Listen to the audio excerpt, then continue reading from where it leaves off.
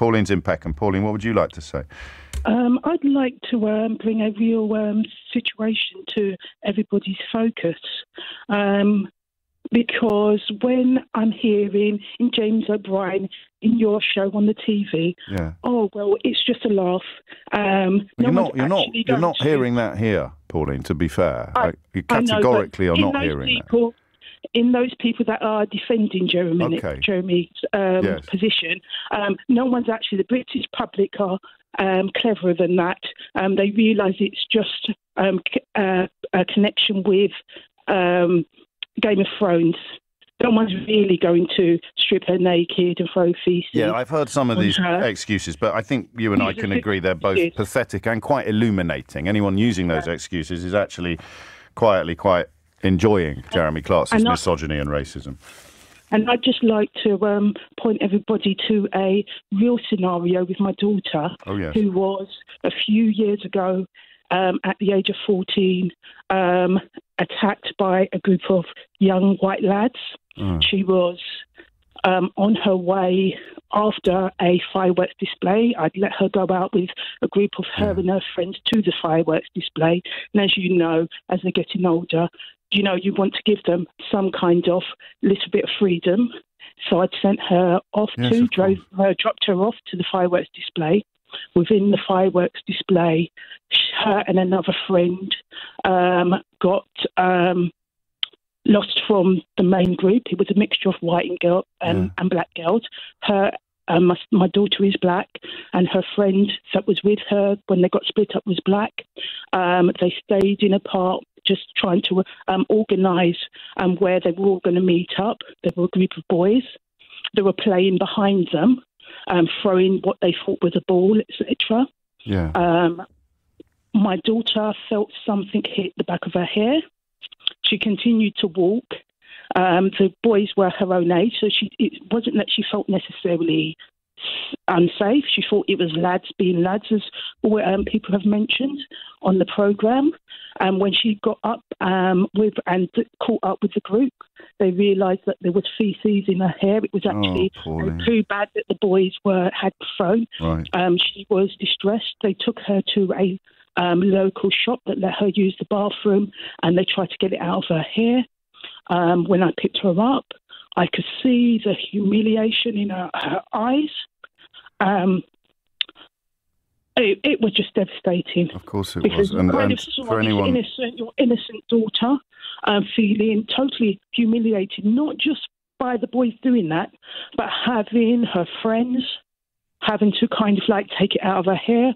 I could smell it on her hair. Had to take her and wash and almost try to play it down a bit just so that her feelings weren't so hurt. This is the time of Instagram, etc. So she herself, she just was a young teenager. She was embarrassed. She didn't want to talk about it. I just was there as much as I could. But even now, I can see her face. That innocent face of why did they do this to me? The humiliation. We forget about that. We forget about the person's humiliation in even just talking about it, wanting the episode to go away. And for me, Jeremy Clarkson is attention-seeking, arrogant, just like those lads. They were having an arrogant play about, and there is a perversion in what he said about stripping someone naked. He's worse, isn't he? Because he dreams about doing to Meghan Markle what was done what actually was done to your daughter. And I mean, that they may not have wanted.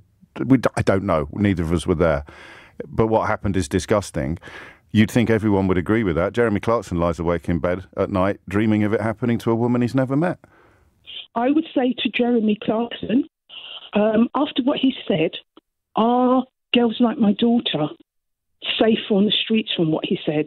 Are they safer in the parks from what he said? Are they safer from going out to, say, for example, a fireworks from what he said? I think he's a bully. The son is a bully. They're not thinking about the impact. I can't imagine how Megan Fielding having to even discuss something like that. We forget that it's not just embarrassing hearing it, but it's when you have to refer to it in discussions with people. That's humiliating. That's somebody naked. It's a perversion. It is. I don't know if unwell is the right word to use, because that almost conflates it with genuine illness. But it's sick, right? And putting young girls. Do you know? I've got to be honest with you, Pauline. Halfway through your story, I was missing the point about you describing what happening to your daughter is what he dreams of doing to Meghan Markle. I thought you were just sharing with me a story of racist abuse, public racist abuse or bullying, but you mean literally saw your girl. Yeah, I smelt the feces in her hair. I had to wash it out. We had to wash her hair, then wash it again. It's not just a one-time event that happens. There's an aftermath, and there's an aftermath with Meghan. There's the conversation today. There was a conversation Friday. There was a conversation Saturday. Yeah. There's going to be conversations from that. There's going to be when somebody else is mentioned, that being brought in. And somebody somewhere will be thinking that kind of behaviour is now somehow more acceptable than it was before he wrote this. If Jeremy Clarkson dreams about it. Exactly. What are other people dreaming of? Okay, and maybe those boys might have taken it the next step further. Now he's allowed this. He's introduced it to public discourse. And then to conclude with the line, everyone who's my age thinks the same way. Sounds like he's granting permission. Exactly. She was only 14. I hope he hears this call. Yeah, I hope you are listening, Jeremy.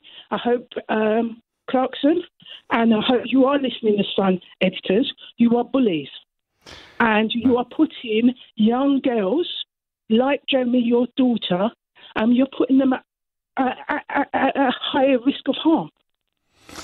Thank you, Pauline. Thank you for listening. Well, no, I'm sorry that I didn't get the point of your call until we were a few minutes into it. That's the nature of this beast, I suppose. But my God, it couldn't have been more powerful, could it? It's happened. There you go, mate. It's happened to her. It's happened to Pauline's daughter. You still going to lie awake in bed at night, dreaming about it happening to someone else? Are you? Problem is, I know men like him and can never, ever, ever, ever admit it.